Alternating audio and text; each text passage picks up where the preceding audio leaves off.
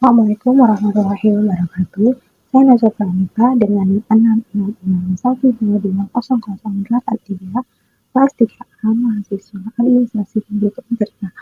Tujuan pembuatan video ini dalam rangka memenuhi tugas mata kuliah Manajemen Strategi dengan dosen penulis Ibu Dr. Ayuni Wilyati SOS MSI.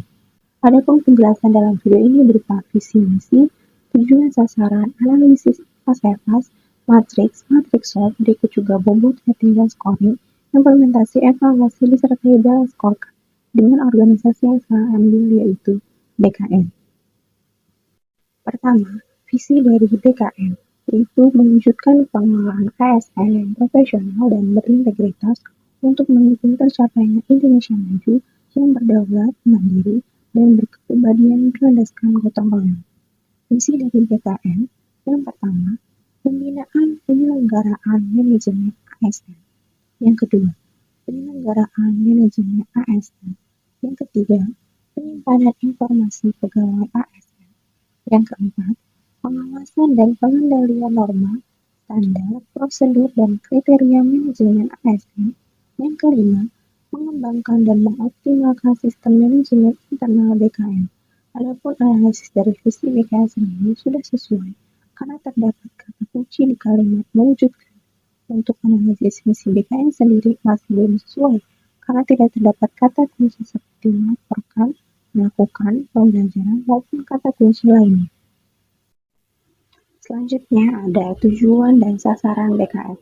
Yang pertama, tujuan dari BKN yaitu 1. Mewujudkan pembinaan penyelenggaraan manajemen ASN yang berkualitas. Yang kedua, mewujudkan penyelenggaraan manajemen ASN berkualitas prima. Yang ketiga, mewujudkan peningkatan kualitas database dan sistem informasi ASN. Yang keempat, mewujudkan pengawasan dan pengendalian pelaksanaan NSPK manajemen ASN. Yang kelima, mewujudkan tata kelola manajemen ASN BKN efektif, efisien, dan akuntabel. Adapun analisisnya, tujuan BKN sendiri, apa yang ingin dicapai berkaitan dengan misi, sudah sesuai seperti poin nomor 1 dengan misi pembinaan penyelenggaraan manajemen ASN sesuai dengan tujuan program manajemen ASN yang berkualitas prima atau manajemen ASN yang berkualitas. Selanjutnya, sasaran dari BKN yaitu meningkatnya tingkat profesionalisme ASN. Analisis dari sasaran BKN yaitu belum sesuai dengan prinsip SMART yaitu spesifik, measurable, dapat diukur, achievable, dapat dicapai, reasonable, masuk akal, dan tangible atau ada batasan waktu. Belum ada batasan waktu dan belum dapat diukur, namun cukup masuk akal dan dapat dicapai. Selanjutnya ada IFAS atau yaitu dari faktor internal. Yang pertama ada kekuatan atau strength. Yang pertama, visi dan misi yang jelas. Yang kedua, struktur organisasi yang kuat. Yang ketiga, kebijakan dan peraturan yang mendukung. Yang keempat, SDM yang berkualitas. Yang kelima, fasilitas dan peralatan yang memadai. Adapun kelemahannya atau weaknesses yang pertama, proses rekrutmen dan seleksi yang belum optimal. Yang kedua, proses pengembangan SDM yang belum terintegrasi. Yang ketiga, pengelolaan data SDM yang belum optimal. Yang keempat, ketersediaan anggaran yang terbatas. Yang kelima, korupsi dan kolusi, sertai dengan bobot rating, skor, dan kebijakan seperti yang di atas. Yang selanjutnya, faktor FAS atau faktor eksternal dari BKN. Yang pertama ada peluang atau opportunities. Yang pertama, pertumbuhan ekonomi yang stabil. Yang kedua, pembangunan infrastruktur yang masif. Yang ketiga, perkembangan teknologi informasi. Yang keempat, adanya regulasi yang mendukung. Yang kelima, ketersediaan sumber daya manusia yang berkualitas. Selanjutnya ada ancaman atau threats. Yang pertama, persaingan global yang semakin ketat. Yang kedua, perubahan demografi. Yang ketiga, krisis ekonomi. Yang keempat, kebijakan pemerintah yang tidak mendukung. Yang kelima, korupsi dan kolusi dengan bobot rating skor yang berbeda seperti ada di atas. Faktor internal dan eksternal ini sudah sesuai. Adapun saran-saran seperti misi BKN harusnya menggunakan kalimat yang lebih sesuai dan untuk sasaran BKN harusnya dijelaskan dan sesuai dengan prinsip SMART. Specific, measurable, achievable, reasonable, dan tangible. Selain itu, melihat dari ancaman atau kelemahan dalam tabel dapat menjadi pertimbangan perbaikan, juga terutama dalam hal korupsi. Selanjutnya ada matriks SWOT. Hasil dari analisis SWOT didapatkan total skor IPA sebesar 2,125 dan total skor EVA sebesar 0,25. Dari total skor EVA dan IVAS akan terbentuk titik acuan matriks badan SWOT untuk mengetahui posisi BKN. Berdasarkan diagram, dapat diketahui bahwa BKN berada pada posisi di antara opportunity dan strength, yakni pada kuadran 1. Artinya BKN disarankan untuk melakukan strategi agresif dengan memanfaatkan kekuatan internal BKN untuk mendapatkan keuntungan dari peluang eksternal dalam mencapai tujuan yang ditetapkan. Selanjutnya terdapat tabel yang pertama berisikan ada opportunities. Itu pertama ada pertumbuhan ekonomi, perkembangan IT, kebijakan yang mendukung dan juga pembangunan infrastruktur. Lalu ada threat, yaitu persaingan global, perubahan demografi, krisis ekonomi, kebijakan yang tidak mendukung. Lalu di IVAS itu ada strength. Yang pertama ada visi dan misi yang jelas, yang kedua ada struktur organisasi yang kuat, yang ketiga kebijakan dan peraturan yang mendukung, yang keempat SDM yang berkualitas, yang kelima fasilitas yang memadai. Lalu ada weaknesses, yang satu rekrutmen yang belum optimal, yang kedua pengembangan SDM yang belum terintegrasi, yang ketiga pengelolaan data belum optimal karena anggaran terbatas, lalu korupsi dan juga kolusi. Adapun strategi untuk SO, yang pertama memberikan pelatihan IT kepada SDM BKN agar berdaya saing. Yang kedua membuat turunan aturan perundang-undangan yang sesuai dengan tugas pokok dan misi BKN.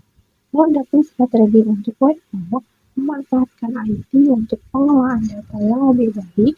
Yang kedua membuat peraturan-peraturan yang fokus pada kualitas cara lakukan.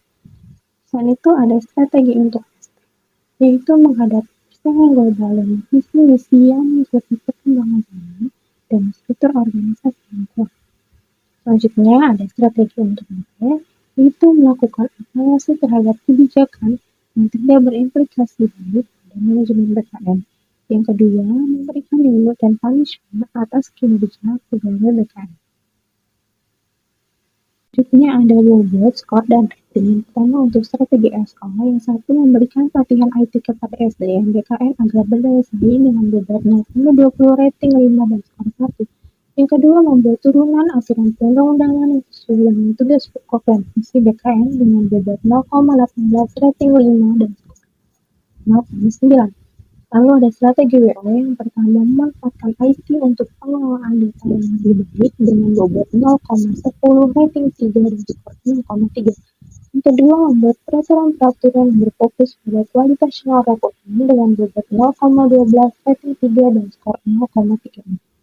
Lalu ada strategi ST menghadapi persaingan global dengan visi misi yang mengikuti perkembangan zaman dan struktur organisasi yang kuat dengan bobot 0,13 rating 3 dan skor 0,39. Lalu ada strategi WT yang pertama melakukan evaluasi kebijakan yang tidak berimplikasi baik pada manajemen BKN dengan bobot 0,15 rating 4 dan skor 0,6. Yang kedua memberikan reward dan punishment atas kinerja pegawai BKN dengan bobot 0,12 rating 3 dan skor 0,36 seperti yang bisa dilihat pada tabel yang dilampirkan. Ada balance scorecard BKN yang mencakup 4 perspektif meliputi finansial, stakeholder, atau internal learning and growth. Implementasi BKN berdasarkan perspektifnya dengan menggunakan balance scorecard.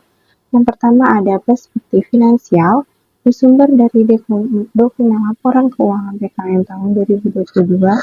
Itu ada APBN berupa BNPB sebesar 21 miliar pada 2022 sebesar 10%. Gabungan total aset sebesar 3 triliun sebesar 90% dengan total 100%. Yang kedua, perspektif stakeholder bersumber dari bkn.co.id pengukurannya dari Kemen PRB 40%, BKPSDM 30%, KSN 30% dengan total 100%. Yang ketiga, perspektif internal bersumber dari bkn.co.id pengukurannya meliputi visi dan misi 40%, Pengaturan kepada BKN 35%, SOP pegawai 25% dengan total 100%. Yang keempat, perspektif learning and growth bersumber dari pasca pelatihan bkn.co.id pengukuran yang mengikuti. Pelatihan jabatan fungsional 40%, pelatihan fasilitator 30%, pelatihan manajemen ASN 30% dengan total 100%. Terakhir ada evaluasi BKN, yaitu untuk membuat Badan Kepegawaian Negara BKN semakin baik. Beberapa evaluasi yang dapat dilakukan itu antara lain itu memastikan proses seleksi adil dan transparan, lalu pengembangan sistem evaluasi yang berbasis web. BKN ini dapat mengembangkan layanan berbasis web dengan proses yang lebih mudah lagi disertai dengan evaluasi yang lebih baik lagi. Lalu bisa melakukan audit secara teratur, di mana ini bisa berupa audit reguler atau investigatif yang rutin terhadap instansi. Lalu juga dengan tindakan hukum yang tegas terhadap pelanggar, lalu juga memperlakukan berbagai sanksi terhadap bukti pelanggaran. Lalu juga bisa melakukan pemulihan kerugian negara apabila dilakukan pelanggaran yang menyebabkan kerugian bagi negara. Lalu selanjutnya bisa melakukan evaluasi terhadap hasil pelatihan yang dilakukan, lalu memperkuat sistem keamanan data dalam penyimpanan data yang dilakukan oleh BKN. Dan poin-poin yang dapat saya sampaikan. Terima kasih. Assalamualaikum warahmatullahi wabarakatuh.